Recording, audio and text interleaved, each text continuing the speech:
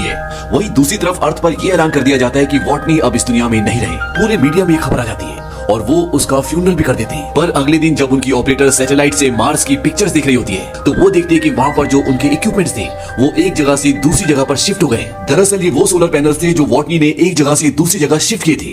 वो अपने सीनियर्स को बुलाती है और वो सब समझ जाते हैं कि वॉटनी मार्स पर अभी भी जिंदा है। लेकिन उनका सीनियर कहता है कि हम जानते हैं कि वो जिंदा है, लेकिन जब तक हम वहाँ पर पहुंचेंगे वो भूख से मर जाएगा। और उसका कहना कहीं ना कहीं सही भी होता है, क्योंकि अर्थ से मार्स तक पहुंचने के लिए उन्हें कई महीनों का सफर तय करना पड़ेगा और वो जानते हैं कि वॉटनी के पास इतने लंबे समय के लिए खाना नहीं है। अब वॉटनी को मार्स पर पूरे 70 दिन हो चुके हैं और वो हिसाब लगाता है कि नासा का अगला मिशन जो मार्स पर उतरेगा वो 4 साल बाद उतरेगा और वो भी यहाँ से 3200 किलोमीटर दूर, और तब उसे वहाँ पहुंचना होगा। और इस सफर को तय करने में उसे करीब 50 दिन लग जाएंगे, क्योंकि उसके पास जो गाड़ी है वो उसे एक दिन में 35 किलोमीटर से ज्यादा नहीं चला सकता, क्योंकि उसके बाद उसे उसके सोलर पैनल्स को रिचार्ज करना होगा। वहाँ नीचे नासा में लोग वॉटनी तक खाना और मदद पहुंचाने के लिए तैयारी करते हैं, पर इन्हें इसकी पूरी तैयारी में 3 महीने लगेंगे। और जिस फ्लाइंग ऑब्जेक्ट को ये मार्स पर भेजेंगे उसे वहाँ पहुंचने में 9 महीने लगेंगे, यानी पूरा 1 साल।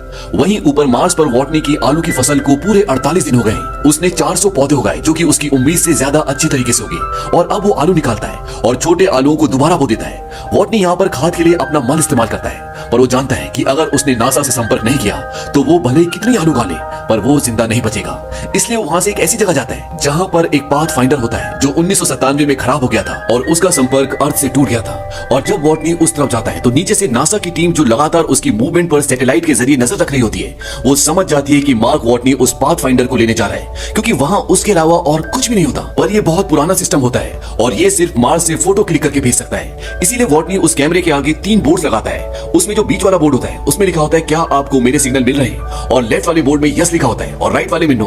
और नासा नीचे से उस पाथ फाइंडर के कैमरे को यस की तरफ मूव कर दें और वॉटनी समझ जाता है कि वो मुझे देख रहे हैं, और इस बात से उसे बहुत खुशी होती है। और इसके बाद वॉटनी उनसे बात करने के लिए कोड्स का इस्तेमाल करता है और अब ये आपस में मैसेजेस के थ्रू बात कर सकते हैं। और नासा से उसे मैसेज भेजा जाता है कि तुम्हारे लिए खाना और जरूरी सामान भिजवा रहे हैं। वॉटनी को यहाँ